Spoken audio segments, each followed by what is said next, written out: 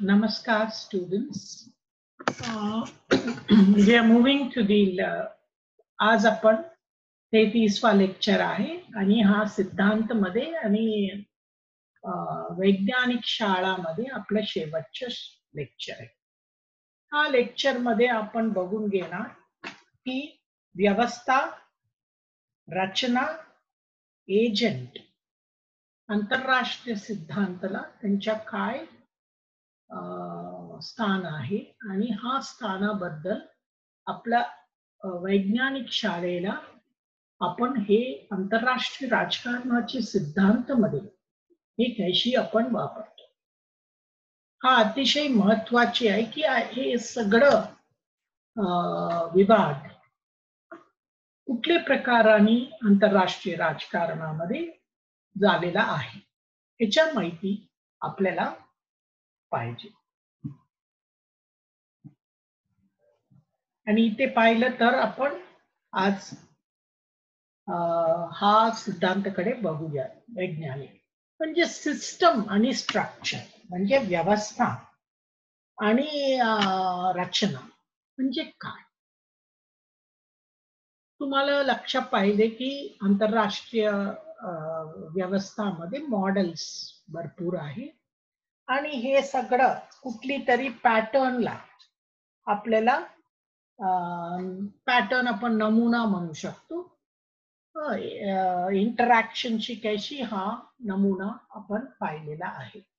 आणि इथे तुम्ही पाहिलं तर ते प्रक्रियामधून निर्णय घेणारे नेते एका राष्ट्रीय युनिट मधून या राष्ट्रीय राज्यामधून आंतरराष्ट्रीय वातावरण मध्ये त्यांची परराष्ट्र धोरण कशी ते च्यावर निर्णय घेणाऱ्याची प्रक्रियाबद्दल आपण मॉडेल केलेला आहे. आणि इथे पाहिलं तर एकमेकांशी कशी ते बोलतात, एकमेकांची धोरणं कशी असतात आणि हे उप व्यवस्थाकडे तुम्ही पाहिलं तर ह्याच्याकडे पब्लिक ओपिनियन हा अतिशय हिताची गटांची पण अतिशय महत्व आहे. आणि संस्कृती काय आहे, एक पॅटर्न्स म्हणजे हा नमुनाची आपण पॅटर्न्स कशी बातचीतांची कशी आपण करतो. दुसरं आहे बाहेरची गटांशी ह्यांची संबंध कशी असतात. बाहेरची गटांची संबंध तुम्ही पाहिलं तर म्हणजे दुसरं राजकीय व्यवस्था, खेळाडू आणि रचनाची आंतरराष्ट्रीय व्यवस्थामध्ये ह्यांची संबंध कशी आहे दुसरे देशांबरोबर. हा आपण सगळं पाहिलं तर परराष्ट्र धोरणामध्ये अभिजन, लष्करी आणि व्यापारी लोक कशी त्यांची व्यापारासाठी एकमेकांची संबंध जोडतात. इथे तुम्ही पाहिलं तर मूलभूत दृष्टिकोन काय आहे याची आपण व्यवस्थाबद्दल सिद्धांताबद्दल बोलताना आपण काय पाहिलं आतापर्यंत. आंतरराष्ट्रीय राजकारणामध्ये कशी सिद्धांत मांडलेला आहे आणि कुठली चौकटामध्ये हा सिद्धांत पुढे आलेला आहे. सो पहिला तुम्ही पाहिलं तर हे खेळाडू आणि त्यांची इंटरॅक्शन कशी एकमेकांची होतात, व्यक्तिगत पातळीवर, गटांची पातळीवर, लोकांची पातळीवर, नौकरशाहीची पातळीवर, सगळ्यावर आपण अभ्यास करण्याची प्रयत्न केली. तुम्ही वेगळे वेगळे मॉडेल्स आपण गेम थिअरी घेतले, खेळ सिद्धांत घेतले, या व्यवस्था सिद्धांत घेतले, हे कुठली सिद्धांत निर्णय घेणारे सिद्धांत घेतले. हे सगळ्यांमध्ये आपण वेगळे प्रकारांची राष्ट्र राज्यांची आंतरराष्ट्रीय राजकारणामध्ये कशी त्यांची संबंध जोडतात याच्याबद्दल आपण अभ्यास केला. दुसरा तुम्ही पाहिलं तर व्यवस्थाची सिद्धांते वैज्ञानिक शाळामधून आपण कशावर मुद्दा हे मांडलेला प्रभाव आहे. एक आहे रचनावर, आणि ते रचना आंतरराष्ट्रीय व्यवस्थाला का चौकोट मध्ये हा इंटरॅक्शन होऊ शकतो. रचना हा अतिशय महत्वाची आहे आणि खेळाडूंची परराष्ट्र धोरणावर हा आंतरराष्ट्रीय रचनाचे प्रचंड प्रभाव आहे. आणि हा तुम्ही पाहिलं तर की व्यक्तिगत पातळीवर या गटांची पातळीवर हे सगळं एकत्र करून आपण नमुने पाहिलं तर वर्तणुकांची ह्याची मूलभूत प्रकारांमध्ये काय काय आपण चौकोट कडे आपण बघू शकतो. सो आपण व्यवस्थाबद्दल अभ्यास करताना एक होलिस्टिक म्हणजे पूर्णपणे एक व्यवस्था म्हणून आपण रचनात्मक अप्रोचेस मधून या दृष्टिकोन मधून आपण अभ्यास केला तर हे इंटरॅक्शन बद्दल कशी ह्याच्यामुळे रचनामध्ये बदल होतात का, या रचनामुळे राष्ट्र धोरणामध्ये बदल होतात का.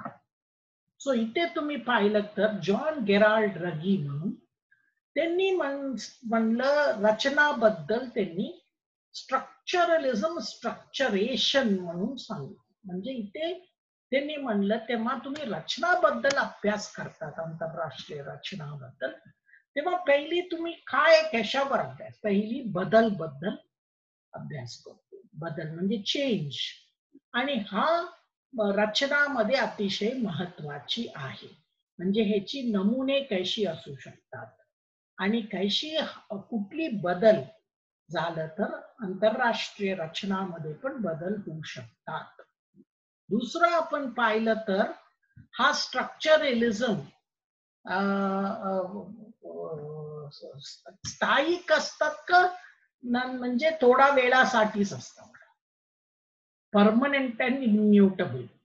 आणि इथे तुम्ही पाहिलं तर रचना वेगळं वेगळं आकार घेऊ शकतात आंतरराष्ट्रीय इंटरॅक्टिव्ह पॅटर्न्सला, आणि हा वेगळे वेगळे आकार घेऊन खेळाडू आणि त्यांची क्षमता कशी मांडतात ह्याच्याबद्दल पण आपण अभ्यास करतो. तिसरा तुम्ही पाहिलं तर रचना एक चौकोटामध्ये आपण अभ्यास करण्याची प्रयत्न करतो. म्हणजे खेळाडू एजंट्स एकमेकांशी कशी हा बोलतात, एकमेकांशी त्यांची बातचीत कशी होतात हे, आणि रचनाकडे आणि व्यवस्थाकडे तुम्ही लक्ष घातलं तर गट आणि खेळाडू एकमेकांशी कशी संबंध ठेवतात. शेवटी यांचे म्हणणं आहे की दरेक खेळाडू एकमेकांशी संबंध कशी जोडतात आणि ते संबंध रचना आणि दुसरे खेळाडू बरोबर कशी त्यांनी हा संबंध जोडतात. आणि हा आपण एक पूर्णपणे व्यवस्थापनिक होलिस्टिक पातळीवर ह्याच्याकडे आपण लक्ष घालतो. आणि आता रचनात्मक ऑन्टॉलॉजी आहे, म्हणजे आंतरराष्ट्रीय राजकारणामध्ये हे विषयाबद्दल पण बऱ्यापैकी लोक अँड्रू वेंट आणि रेमंड डुवाल्डनी हा संबंध रचना आणि एजंट बरोबर कशी असतात ते म्हणतात को डिटर्मिनंट इररेड्युसिबिलिटी, आणि कुठली प्रकारनी एक बाजूची कमी होत नाही. आणि हा व्यवस्थाकडे तुम्ही लक्ष घातलं तर एजंट आणि रचना दोन्ही एकमेकांशी प्रभाव असतात, म्हणजे त्यांनी काय संबंध जोडतात त्याची प्रभाव रचना आणि व्यवस्थावर आहे.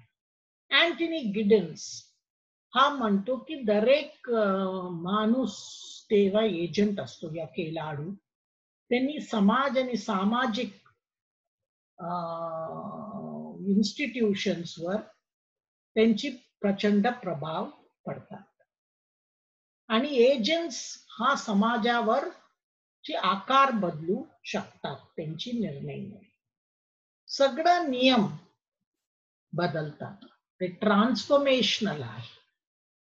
आणि तुम्ही पाहिलं तर रचना आणि व्यवस्था दोन बाजू असू शकतात, आणि हा एजंट्स दोन्ही रचना आणि व्यवस्थामध्ये त्यांची कशी वर्तवणूकची नमुने कशी आहे त्याच्यावर आपण बघितलं तर हा कंप्लीट व्यवस्थाला कॉन्स्टिट्यूट करतात.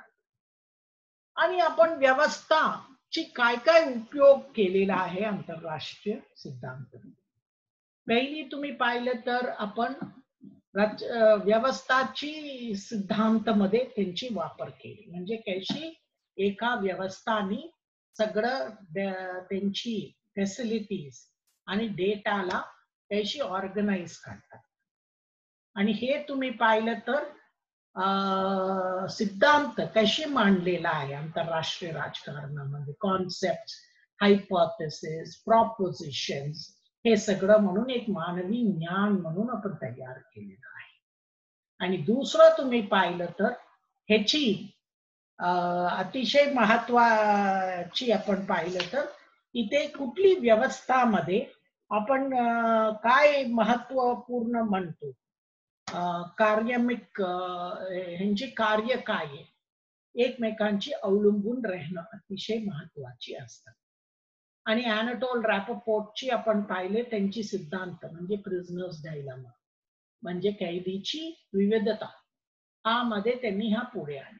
आणि दरेक युनिटला एकमेकांशी संबंध असतात आणि हा संबंध असल्यामुळे ते आपलं मानवी शरीरामध्ये कैशी नर्वस सिस्टम आहे, कैशी आंतरराष्ट्रीय राजकारणामध्ये एक व्यवस्था आणि वेगळ्या वेगळ्या गटांशी संबंध असतात अशी लोकांची बनते.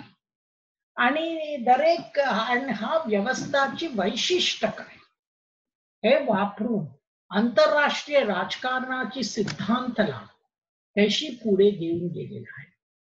तो 5 विषय तेच मानतात. एक आहे की पहिल्यांदा तो आपण कुठली व्यवस्थाला लूजली और टाइटली गुंतवणूक आहे, स्थिर आहे या अस्थिर आहे. आणि स्थिर व्यवस्थाला इनपुट ची प्रचंड सत्ता पाहिजे ते बदलण्यासाठी, आणि ते इनपुट फार मोठा असलं तर ते अस्थिर होऊ शकतात. आणि दरेक व्यवस्थाला संतुलन ठेवणं हा अतिशय महत्वाची आहे. आणि कुठली स्थिर व्यवस्था सगळी ते इनपुट्स त्याच्यात येतात ते घ्यायला तयार असतात, आणि त्याच्यामुळे त्यांनी त्याच्या बाहेर आउटपुट देण्यामध्ये अतिशय महत्वाची. आणि हा सिस्टम डायनामिक असतात आणि हा सिस्टम ह्याला पॉझिटिव्ह आणि नेगेटिव्ह फीडबॅक पण येऊ शकतात. लहान व्यवस्था आणि उपव्यवस्था त्याच्यामध्ये असू शकतात. आणि इथे उपव्यवस्था तुम्ही पाहिलं तर एक पूर्णपणे व्यवस्था असू शकतात, आणि हे अतिशय कॉम्प्लेक्स म्हणजे आपण म्हणू शकतो गुंतागुंती असू शकतात ह्यांची संबंध मध्ये. आणि ह्यांना वेगळं वेगळं वैशिष्ट्य वेगळं वेगळं पातळीवर असू शकतं. दरेक व्यवस्थाला तुम्ही लक्ष घातलं तर त्यांना एक सीमा असतात, आणि ते सीमा त्यांची ऑपरेटिंग वातावरण मध्ये असतात. दरेक सिस्टमला तुम्ही पाहिलं तर कम्युनिकेशन एकमेकांशी पण असू शकतात, माहिती कशी मिळवणं, माहिती कशी व्यवस्थित जातात, आणि स्वतः सेल्फ ऍडजस्टिंग प्रोसेस असायला पाहिजे, म्हणजे कुठे थोडा हे बिघडले तर ते वापरण्याची त्यांना हे संधी पाहिजे, जे दुरुस्त करण्याची संधी पण त्यांच्यामध्येच पाहिजे. दरेक सिस्टम मध्ये तुम्ही पाहिलं तर आपण अभ्यास केलेला त्यांना इनपुट्स आणि आउटपुटचे. आउटपुट तुम्ही पाहिलं तर ते परत इनपुट म्हणून येऊ शकतात. आपण सांगितलं फीडबॅक असू शकतात, नेगेटिव्ह आणि पॉझिटिव्ह, आणि ते डायनामिक असतात. लक्ष घ्या, आपलं पहिली लेक्चर हा वैज्ञानिक शाळामध्ये आपण डिव्हिड ईस्टन बद्दल बोलताना आपण हा केलेला आहे. आणि इथे तुम्ही पाहिलं तर सिस्टम व्यवस्था तुम्ही पाहिलं तर इंटरॅक्टिव्ह नमुने असतात रचना आणि त्यांची युनिट्स मध्ये. इंटरडिपेंडन्स तुम्ही पाहिलं तर परस्पर अवलंबून राहणं. इथे तुम्ही पाहिलं तर दरेक हा अतिशय महत्वाची त्यांची वैशिष्ट्य आहे. एकमेकांवर अवलंबून, परस्पर अवलंबून राहणं. आणि दरेक आणि सिस्टम हा थिअरीची हाच महत्व आहे, डिसिजन मेकिंगची या गेम थिअरीची, तुम्ही कुठे पण पाहिलं तर. आणि ते परस्पर अवलंबून राहणं, निर्णय घेणारे अतिशय महत्व. आणि हा सिद्धांत आपल्याला रॉबर्ट किओहिन आणि जोसेफ नाईनी पुढे आणलेला आहे. परस्पर अवलंबून राहणं, त्याची काय किंमत असू शकतात, आणि ऑटोनॉमीसाठी, त्यांची सिस्टमसाठी, आणि त्यांची म्हणजे एकमेकांचे संबंध ठेवण्याची काय त्यांची आकार असू शकतात, ह्याच्याबद्दल पण. परस्पर अवलंबून राहण्याची दोन डायमेन्शन, दोन पातळी आहे. एक आहे सेन्सिटिव्हिटी, सेन्सिटिव्हिटी आणि वल्नरेबिलिटी. वल्नरेबिलिटी आपण काय म्हणू शकतो, नाजूकता म्हणू शकतो का. सेन्सिटिव्हिटी म्हणजे सिस्टमची कशी सेन्सिटिव्ही असू शकतात.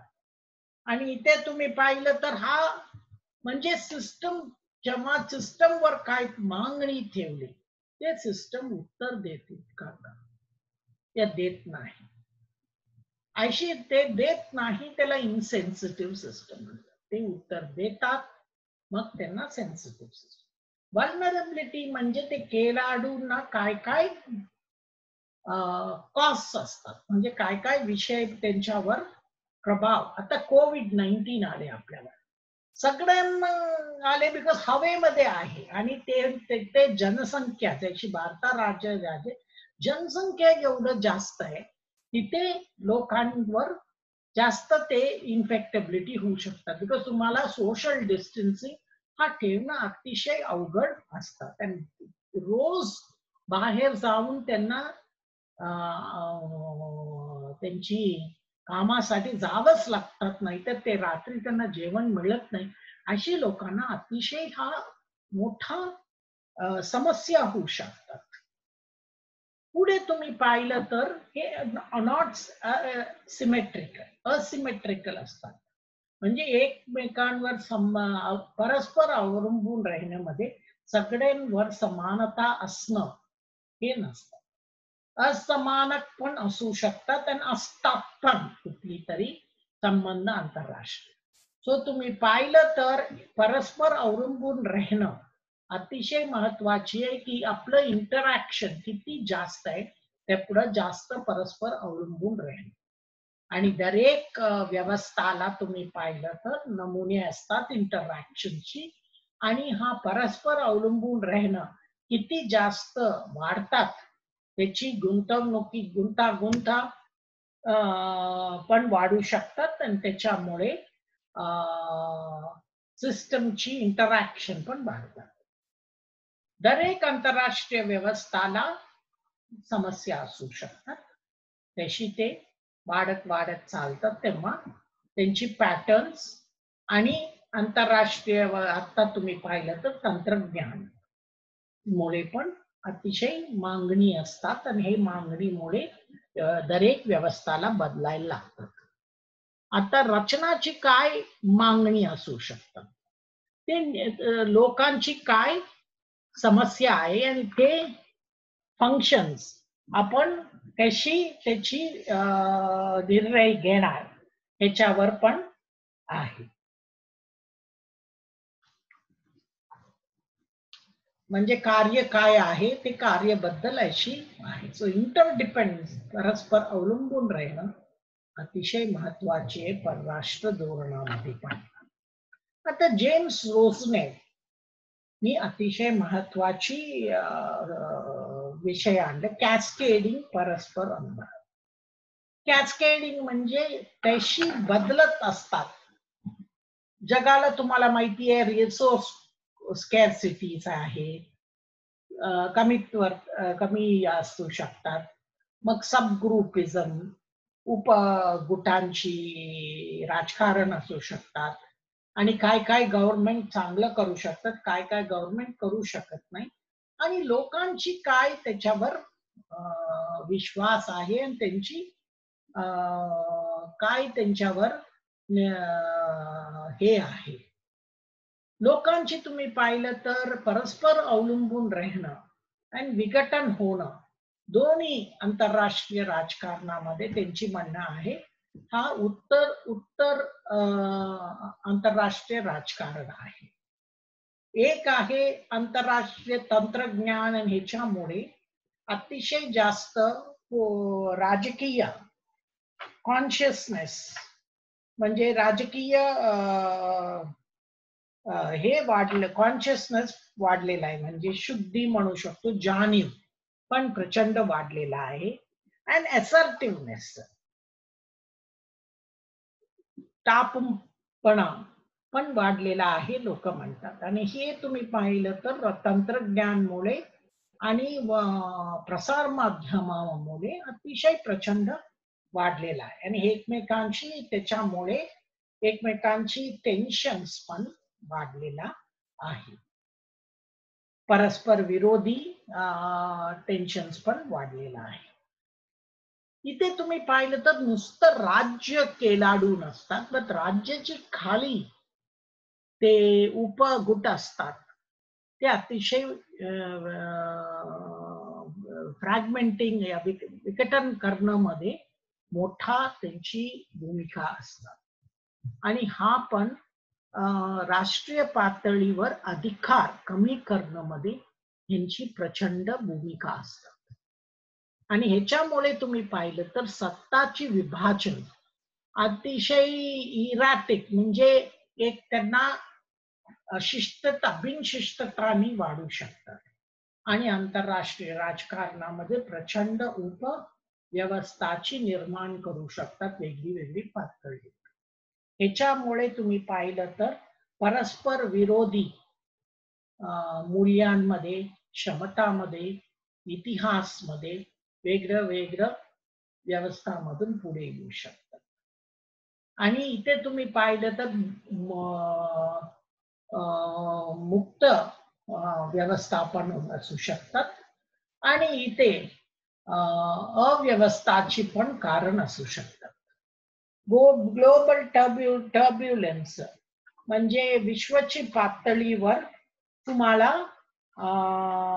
टर्ब्युलन्सला काय म्हणायचं आपण, टर्ब्युलन्सला अशांतता या गोंधळ म्हणूया. इथे तुम्ही पाहिलं तर हा गोंधळामुळे आपल्याला आता बहुकेंद्रित जग होणार का, आणि मग राज्य राष्ट्राची काय केलंय. एक तुम्ही घेऊन घ्या कोविड-19 नंतर राज्याची भूमिका आंतरराष्ट्रीय राजकारणामध्ये पुनर्निर्माण झालं आणि अतिशय महत्वाची आहे. आणि इथे तुम्ही पाहिलं तर आंतरराष्ट्रीय व्यवस्थामध्ये इंटरॅक्टिव्ह नमुने काय ते म्हणतात 3 पातळीवर ते इंटरॅक्शन होतात. एक आयडिएशनल म्हणजे विचारांची पातळीवर, विचारांच्या पातळीवर म्हणजे लोकची दृष्टिकोन आंतरराष्ट्रीय पातळीवर व्यवस्था कशी असावी आणि त्यांची केलाडू कशी ते व्यवस्थामध्ये भाग घ्यायला पाहिजे, तेव्हा त्यांची भूमिका काय असायला पाहिजे. दुसरा बिहेवियर, वर्तवणूकची पातळी, आणि इथे वर्तवणूकची पातळी म्हणजे आंतरराष्ट्रीय व्यवस्था ही खरं परिस्थिती काय आहे, आता आहे ते सत्ता काय आहे, व्यवस्था काय आहे, आणि हा व्यवस्थाशी आपलं दृष्टिकोन काय आहे, म्हणजे आपण कशी साठलोट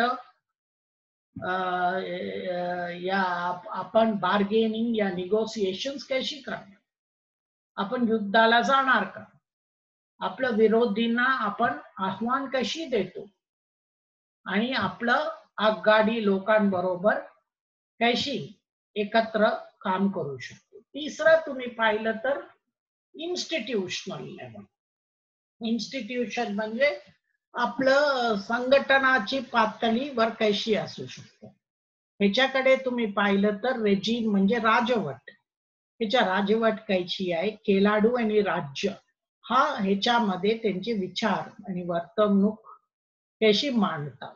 हा तिन्ही पातळीवर तुम्ही पाहिलं तर लोक म्हणतात की आंतरराष्ट्रीय पातळीवर तुम्हाला गव्हर्नन्स पाहिजे, सरकार असलं का नसलं म्हणजे सुशासन पाहिजे, आणि सरकारची एवढं महत्व नाही.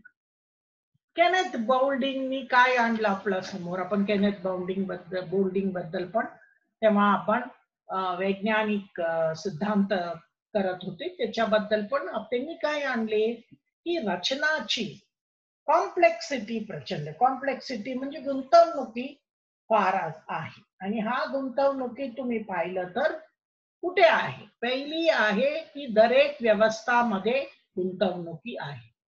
ज्या काय काय व्यवस्थामध्ये जास्त असू शकतात, त्या काय काय अवस्थामध्ये कमी असू शकतात. आणि हे सगळ्यांना आपण त्यांनी क्लासिफाय केले, त्याशी मेकॅनिकल, होमोस्टॅटिक, बायोलॉजिकल, म्हणजे बायोलॉजी प्रमाणे त्यांनी केले. आणि तुम्ही पाहिलं तर माहिती कशी एकत्र करतात, त्याची कशी सिलेक्शन करू शकतात, बिकॉज कुठली पण गुंतवणुकी ह्याला माहिती अतिशय महत्वाची आहे. होमोस्टॅटिस म्हणजे दरेक प्राणीला नॉर्मल टेम्परेचर असतात, त्याची आपलं मानवांना 98.6 त्याची. आणि ते म्हणतात मानवांनाच क्षमता आहे स्वज्ञानाबद्दल, आणि ते माहितीला एक कॉग्निटिव्ह रचनामधून आणि मेंटल रेप्रेझेंटेशन मधून निर्णय करू शकतात. आणि हा मेंटल रेप्रेझेंटेशनला आपण एक प्रतिमा ते करून पुढे कशी त्याला पुनर्रचना करू शकतात ह्याची माहिती वापरून, आणि ते माहितीला पूर्णपणे बदलू शकतात. आणि हे तुम्ही पाहिलं त्याच्यावरनं त्यांनी ज्ञानाची रचना आणि त्यांची वातावरणची ते समज आहे आणि दृष्टिकोन आहे ते मांडतात. कुठली पण ज्ञानाला त्यांची सामाजिक आणि राजकीय व्यवस्था ची रचना अतिशय महत्वाची आहे, आणि त्यांची संस्कृतीची काय ज्ञान आहे, आणि एकत्र त्यांची प्रतिमा ते कशी बघतात त्यांच्या राजकीय व्यवस्थामध्ये, हे पण अतिशय महत्वाची आहे निर्णय घेणाऱ्याची प्रक्रिया. आता आपण हे सगळं आपण तेव्हा वापरतो,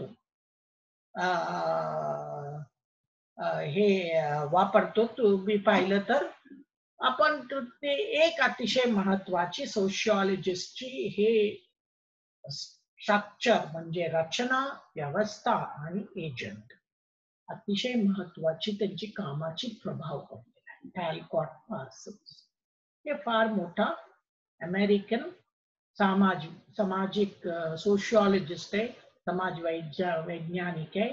आणि हे तुम्ही पाहिलं तर त्यांनी त्यांची स्ट्रक्चरल फंक्शनलिझम म्हणून आणलेलं आहे त्यांची, म्हणजे रचनात्मक आपण रचनात्मक हे म्हणू फंक्शनलिझम म्हणू शकतो ह्यांची, म्हणजे कार्यात्मक सिद्धांत.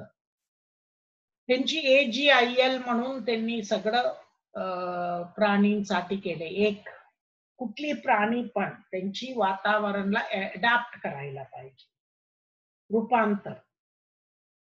दुसरा गोल अटेनमेंट म्हणजे लक्ष्य प्राप्ती करणं. तिसरं इंटग्रेशन म्हणजे एकीकरण, आणि लेटेन्सी विलंब. आणि सामाजिक पातळीवर तुम्हाला आर्थिक व्यवस्था म्हणजे पैसे पाहिजे, राजकीय व्यवस्था म्हणजे राजकीय सत्ता पाहिजे, आणि समुदायाची पातळीवर तुम्हाला प्रभाव पाहिजे, आणि तुमची सांस्कृतिक परंपराची तुम्हाला मूल्यांची काय मूल्य वचनबद्धता पाहिजे. आणि तुम्ही पाहिलं तर टॅलकॉट पार्सन्स म्हणतो की कुठलीची पण ऍक्शन सिस्टम माणसांना सब्जेक्ट्स आणि ऑब्जेक्ट्स करतात. सब्जेक्ट म्हणजे ऑल्टर, ऑब्जेक्ट म्हणजे इगो. आणि त्यांची म्हणणं आहे कुठली सिस्टमला काय अतिशय महत्वाची आहे, संतुलन. आणि इथे त्यांनी 3 अशी व्यवस्था आहे म्हणतात. पहिलं पर्सनॅलिटी सिस्टम म्हणजे व्यक्तिमत्व व्यवस्था, त्याच्यानंतर सामाजिक व्यवस्था आणि तिसरं सांस्कृतिक व्यवस्था. आणि ते म्हणतात कुठली बदल हा उपव्यवस्थामध्ये झाल्याशिवाय व्यवस्थामध्ये होऊ शकणार नाही. आणि हा सगळं मधून काय ठेवायचं अतिशय महत्वाची आहे, संतुलन. आणि हा संतुलन बहुसंतुलन असतात, एक संतुलन सगळं बहुसंतुलन मिळून मोठ्या व्यवस्थामध्ये संतुलन होतात. आणि संतुलन ठेवणं हा अतिशय महत्वाची आहे. पॅटर्न मेंटेनन्स म्हणजे त्यांची म्हणणं आहे की त्याला 4 फंक्शनल कंडिशन्स आहे. आणि म्हणजे कार्यात्मक कंडिशन्स असू शकतात. आणि पॅटर्न मीन्स नमुना देखभाल इथे म्हणजे बेसिकली ती सिस्टम स्वतःची पुनर्निर्माण करू शकतं का, त्याच्यामध्ये पॅटर्न्स, मूल्य आणि नॉर्म्स मधून. दुसरं त्यांची वातावरणशी ते अडॅप्ट करू शकतात का, म्हणजे वातावरणची रूपांतर तेव्हा होतात त्यांना बदलू शकतात का. तिसरं लक्ष्य प्राप्ती करणं होतात का. चौथी एकीकरण त्यांची वेगळं वेगळं फंक्शन्सला आणि उपव्यवस्थाची एकीकरण होऊ शकतात का. आणि सामाजिक व्यवस्थामध्ये, राजकीय व्यवस्थामध्ये या आर्थिक व्यवस्थामध्ये हा पॅटर्न मेंटेन नमुना देखभाल करणं अतिशय महत्वाची फंक्शन आहे.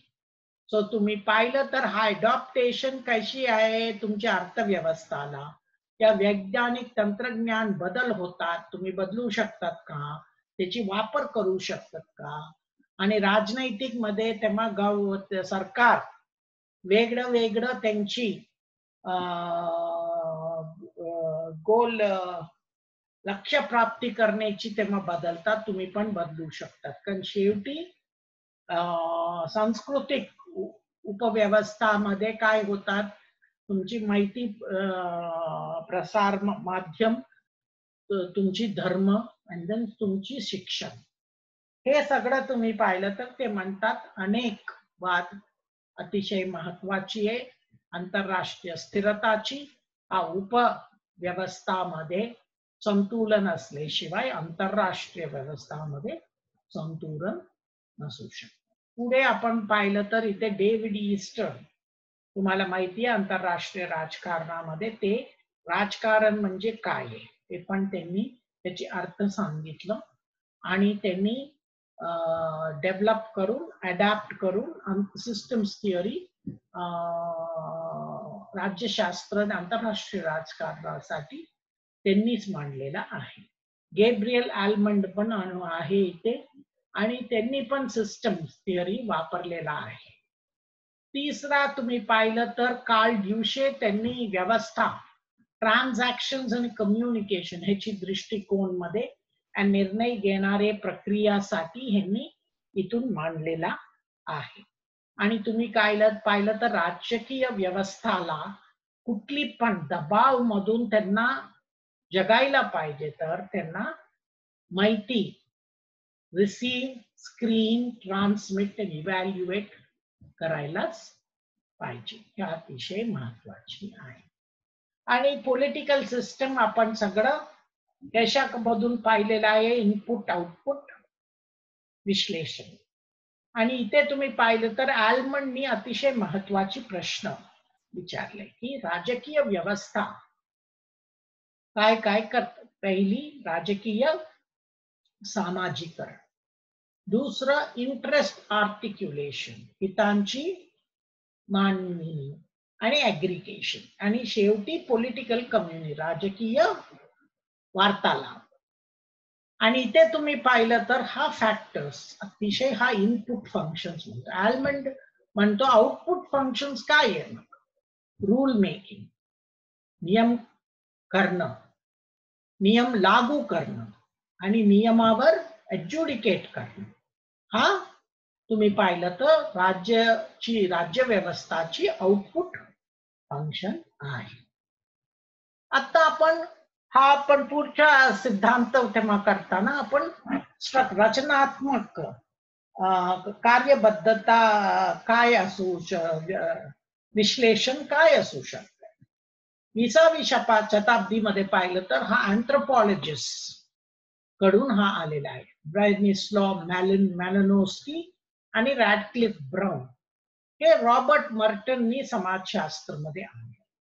त्यांनी दोन महत्वाची गोष्टी आपल्याला दिलेल्या. एक आहे की दरेक नमुनेला वर्तवणूकची एक काय फंक्शनल कार्यात्मक रिक्वायरमेंट व्यवस्थाला ते पूर्ण करतात.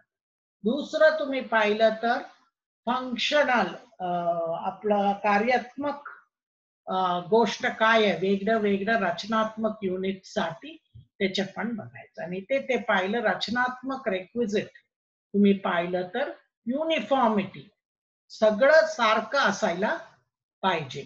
आणि ते कुठे एखादी कार्य काम करत नाही व्यवस्थित अडॅप्ट नाही झाले म्हणजे रूपांतर नाही झाले मग ते कैशी व्यवस्थामध्ये आपण जोडू शकतात.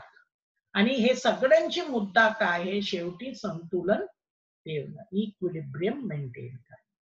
आंतरराष्ट्रीय पातळीवर व्यवस्थाची सिद्धांत तुम्ही पाहिलं तर मॉर्टन कप्लान म्हणून ह्यांनी आणलेला आहे. आणि ते हे म्हणतात ते व्हेरिएबल्स आहे.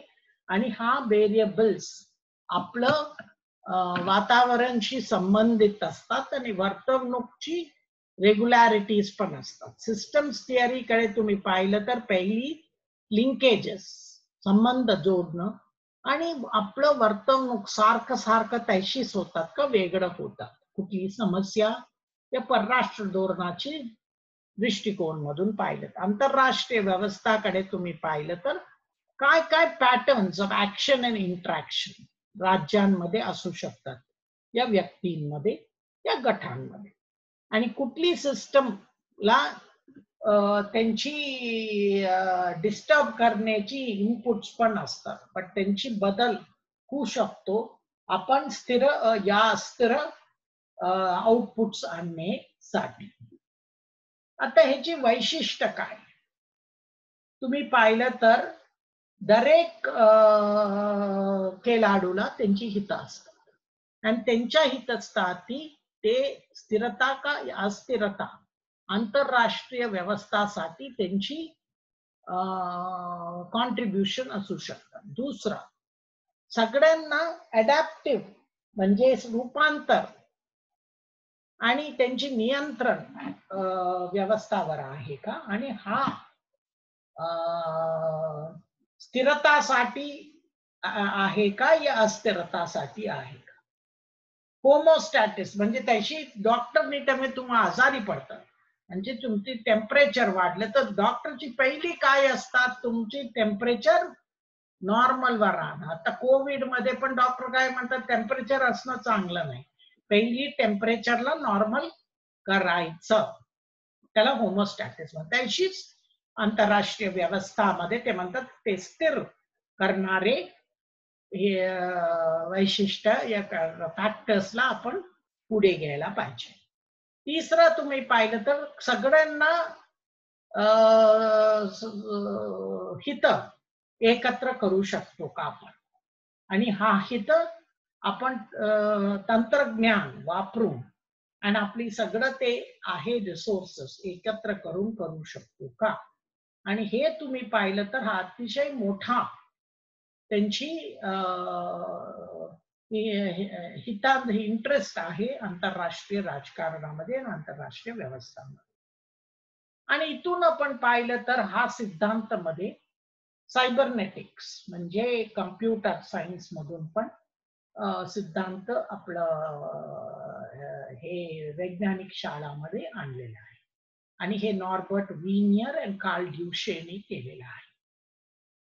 कुठली संस्थामध्ये आतलं त्यांची इंटरॅक्शन पाहिलं तर अतिशय गुंतवणुकी आहे आपण आणि संबंध आणि त्यांची सीमा काय आहे हे पण महत्व आहे. आपण इनपुट आउटपुट अनालिसिस बद्दल पण बोललेलं आहे आणि वातावरण काय आणि इथे तुम्ही पाहिलं तर रचनामध्ये काय आपण महत्व म्हणलं, स्थिरता. आणि हा स्थिरतामध्ये काही आपण म्हणले कुठली व्यवस्थाची स्थिर असायला पाहिजे या त्यांची संतुलन असायला पाहिजे. आणि इथे तुम्ही पाहिलं तर दरेक रचनामध्ये त्यांची वर्गणी असू शकतात आणि ते लोकेशन आणि उपव्यवस्थाची कुठे त्यांची लोकेशन आहे आणि त्यांची पॅटर्न्स काय आहे, नमुने काय आहे आणि हा उपव्यवस्था आणि व्यवस्था एकमेकांशी संबंध कशी जोडतात. आणि प्रदेश हा उपव्यवस्थामध्ये कशी त्यांची मांडणी केलेला आहे. इथे पाहिलं तर थिअरीज ऑफ पोलॅरिटी म्हणजे ध्रुवपणा आंतरराष्ट्रीय स्थिरताच्या हा अतिशय महत्वाचे. भरपूर ह्याच्यावर वादविवाद झालेला आहे. म्हणजे आंतरराष्ट्रीय राजकारण द्विकोणी व्यवस्था चांगली आहे का, बहुकोणी चांगली आहे का, एक कोणी चांगली आहे त्या पद्धत. आणि हा स्थिरतासाठी आणि संतुलनसाठी ते दृष्टिकोन मधून पाहिलेलं आहे. ड्युशे आणि सिंगर तुम्ही पाहिलं तर ते म्हणतात की द्विकोणी वर्ण बहुकोणी झालेमुळे युद्धाची वाढणार नाही. म्हणजे ते केनेथ वॉल्स विरुद्ध या मशीने म्हणजे नवी वास्तववाद विरुद्ध त्यांची हा बोलणी आहे. आणि ते पाहिलं तर ते म्हणतात आंतरराष्ट्रीय राजकारणामध्ये आघाडी आहे आणि दरेक राज्यांना एकमेकांशी अलायन्स आघाडी करणं त्यांची स्वातंत्र्य आहे. त्याशी आता इंडो पॅसिफिक मध्ये चीनवर दबाव ठेवण्यासाठी क्वाड म्हणून केलेलं आहे.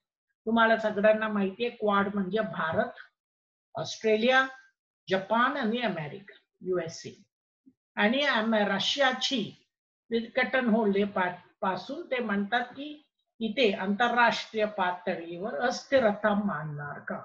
तर ड्युशे आणि सिंगरची म्हणणं आहे की नाही होणार, बिकॉज आता बहुकोणीमध्ये पण स्थिरता येऊ शकतात. आणि त्यांनी त्यांची ऑल्टरनेटिव्ह मॉडेल मध्ये त्यांनी काय सांगितलं की त्यांनी सांगितलं की जास्त एकमेकांशी संबंध जोडणं आणि ह्याच्यामुळे अस्थिरता पण होऊ शकतात. बिकॉज ते तेव्हा कुठली पण बदल रूपांतर होऊ शकतात, तेव्हा बदल पण होऊ शकतात आणि स्थिरतामध्ये पण असू शकतात. जास्त जास्त विषय पुढे येतात. ते विषय दोन्ही कॉन्फ्लिक्च्युअल आणि सहकार्य पण असू शकतात. आणि ते तुम्ही पाहिलं तर म्हणजे परस्पर विरोधी पण असू शकतात. आणि ते बहुकोणीकडे तुम्ही पाहिलं तर दरेक राज्य कुठे त्यांची सत्ता एकीकरण होतात त्याच्याकडून आपण बघतोय. आता व्यवस्थाची रचना आणि त्याची स्थिरता बद्दल आपण विचार केले तर तुम्हाला माहिती पाहिजे की इथे भरपूर लोकांची म्हणणं आहे की संबंध काय असतात एकमेकांशी आणि त्यांची उप व्यवस्थाशी आणि व्यवस्थाशी. आणि विल्यम वॉल्सवर्थची म्हणणं आहे की जे एकीकरण पण चांगलं आहे. ते शांतीपूर्वक असू शकतात आणि भरपूर वेळ ते टिकू शकतात, टिकाऊपणा असू शकतात. त्यांची म्हणणं आहे की रचना आणि त्यांची क्षमता हे एकीकरण राज्यांमधून. आता तुम्ही पाहिलं तर अमेरिकेची ते परिस्थितीवर ते बोलतात तेव्हा द्विवीकरण आंतरराष्ट्रीय व्यवस्था रूसची विघटनमुळे पूर्णपणे आणि शीतयुद्ध संपल्यानंतर त्यांची हे करतात. आणि ते म्हणतात की इथे मोठे संघर्ष असू शकतात, बट हा संघर्ष पण ते एकीकरण राज्य आहे, महासत्ता आहे, त्यांच्याची काही ते बिघडू शकत नाही. आणि ह्याची तुम्ही पाहिलं तर टिकाऊपणा एकीकरणची किती काय असतात. त्यांनी पहिली म्हणलं ते एकीकरण ते राज्य असतात ते मान्य करायला पाहिजे की ते सत्ता वापरायला पाहिजे. ते आपण पॉलिटिकल विल म्हणतो, पॉलिटिकल विल टू पॉवर. म्हणजे नुसतं त्यांच्याकडे क्षमता आहे अशी नाही, बट त्यांना ते राजकीय विश्वास पण पाहिजे की ते करणार. आणि दुसरा तुम्ही पाहिलं तर आंतरराष्ट्रीय पातळीवर नुसतं ते एकमेक राज्य ब्रोकर म्हणून काम, दलाल म्हणून काम करू शकतो, दुसऱ्याने त्याच्यासाठी पैसे देऊ शकतो. असिमेट्रिक म्हणजे असमानिक धोरणं असतात, रणनीती असतात. तेव्हा लहान राज्यांची ते काय एक माहितीची इन्फ्रास्ट्रक्चर मध्ये ते त्यांची नाजूकपणा या त्यांची व्हल्नरबिलिटीज काय आहे त्याच्यावरनं ते करू शकतात. आणि स्थिरता अतिशय महत्वाची. आणि यांची म्हणणं आहे की ऐशी युनिपोलर एक कोणी आंतरराष्ट्रीय व्यवस्थापन टिकू शकतात. आता तुम्ही पाहिलं तर प्रादेशिक उपव्यवस्था कशी होऊ शकते. त्यांची म्हणतात की प्रादेशिक उपव्यवस्था कशावर होतात की त्यांना काहीतरी एकीकरण वाटतात, त्यांची एथनिक म्हणजे वंश, भाषा, संस्कृती, सामाजिक इतिहासवर एकत्र होतात. आणि हा एकीकरण एकमेकांची कॉम्प्लिमेंटॅरिटी म्हणजे फायदाशील आहे का आर्थिक, राजकीय आणि सामाजिक पातळी. दुसरा एकमेकांशी बोलतात तरी का. तिसरा तुम्ही पाहिलं तर ते सत्ता उपव्यवस्थामध्ये आणि त्यांची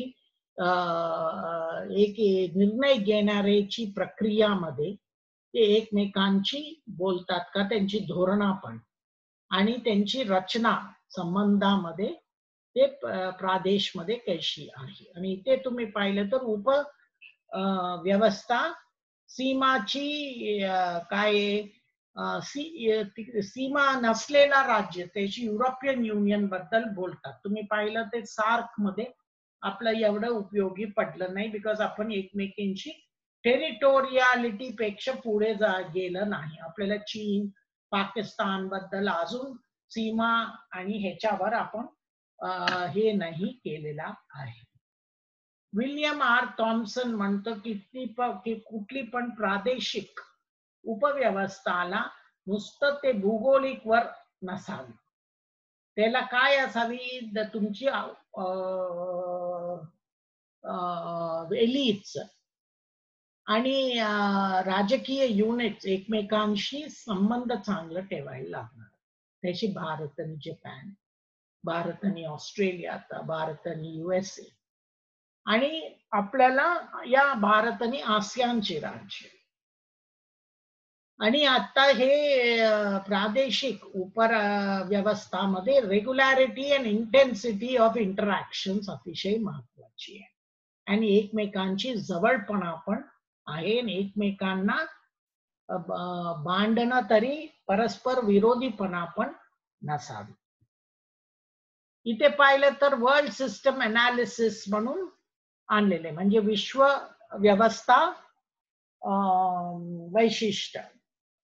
इथे तुम्ही पाहिलं तर त्यांनी ऐतिहासिक आणलेला आहे, कुठली संबंध मध्ये रचना आणि प्रक्रिया जोडणं मध्ये. दुसरा तुम्ही पाहिलं तर इतिहासाची अतिशय महत्वाची नरेटिव्ह असू शकतात. आणि ह्याच्यातून त्यांची म्हणणं आहे की राज्याची वर्तवणूक व्यवस्थामध्ये कशी आहे, त्याच्यामुळे रचना कशी केलेला आहे. आणि तुम्ही पाहिलं तर ह्याची सायकल्स असतात, म्हणजे लांबची चक्र आहे का आणि सारखं ते चक्र आहे का. इथे जॉर्ज मॉडेलेस्की ने आंतरराष्ट्रीय नेतृत्व मध्ये, विश्व नेतृत्व मध्ये त्यांनी मांडलेला आहे लांबची चक्र. आणि त्यांची म्हणणं आहे की इतिहास मध्ये तुम्ही पाहिलं तर एक नमुना आहे की सारखी संतुलन ठेवण्यासाठी, आणि हा भरपूर वर्षापासून चालू आहे. आणि ते म्हणतात पहिली तुम्ही काय आंतरराष्ट्रीय पातळीवर नेतृत्व हे ते राज्य समुद्री राज्य होतो आणि त्यांना समुद्र सत्तावर पुढे गेलेला आहे ते आंतरराष्ट्रीय स्थिरता. त्याशी ब्रिटन पॅक्स ब्रिटॅनिका, त्याच्यानंतर पॅक्स अमेरिकॅना. आणि आंतरराष्ट्रीय पातळीवर हा विश्व राज्यांना क्षमता आहे एकमेकांची जोडण्याची आणि सत्ता संतुलन ठेवण्याचे. सत्ता संतुलन ते म्हणले समुद्री सत्ता आणि ट्रान्सनॅशनलिझम. सत्ता संतुलन हे सगळं कशासाठी ठेवलेलं आहे? प्रिझर्व, रिस्टोर, स्थिरता. आणि हा तुम्ही पाहिलं तर विघटन होत होत असल्यामुळे ते आंतरराष्ट्रीय व्यवस्था अजून गुंतवणुकी होऊ शकतात. आणि त्यांची म्हणणं आहे की कुठली तर आंतरराष्ट्रीय व्यवस्थाला दोन पातळीवर मोठे महासत्ता ची भूमिका असतात. एक महासत्ता ते आत्ताची व्यवस्थाबद्दल त्यांची संतुष्टी असतात, त्यांना स्टेटस को पॉवर्स म्हणतात. आणि त्यांच्याशी संतुष्ट नाही त्याला रिव्हिजनिस्ट पॉवर म्हणतात, असंतुष्ट ते. आणि दरेक चक्रमध्ये दरेक सत्ता हे बदलण्याची काम करू शकतात. सो ह्यांची म्हणणं आहे आंतरराष्ट्रीय व्यवस्थामध्ये तुम्ही विश्वची नेतृत्व पाहिलं तर ते एक लांबची चक्रव्यूह चक्र सारखं झालं, वर खाली वर खाली होतच असतात. आणि वेगळी वेगळी काळामध्ये वेगळी वेगळे राज्य नेतृत्व घेऊ शकतात. त्याशी पॅक्स ब्रिटानिका आणि त्याच्यानंतर पॅक्स अमेरिकॅना. आणि ह्याच्यातून आपल्याला हा लेक्चर्स आणि वैज्ञानिक शाळा संपवलंय आपण. हा वैज्ञानिक शाळाची आपण हा लेक्चर मध्ये तुम्हाला काय सांगितलं की हा सगळं सिद्धांतची त्यांची मागच्या काय सिद्धांत आहे, या त्यांनी तत्वज्ञान त्याच्यावरनं काय आहे ते तुम्हाला मी समजून हा लेक्चर मध्ये सांगितले. आणि पुढच्या आपण रिजनल इंटिग्रेशन कडे जाणार. इंटिग्रेशन म्हणजे प्राथमिक एकीकरण, त्याशी युरोपियन युनियन हे सगळं कुठली सिद्धांतामुळे त्यांनी एकत्र आलेला आहे आणि त्यांची काय आंतरराष्ट्रीय सिद्धांत ची पातळीवर त्यांची काय भूमिका आहे. थँक्यू.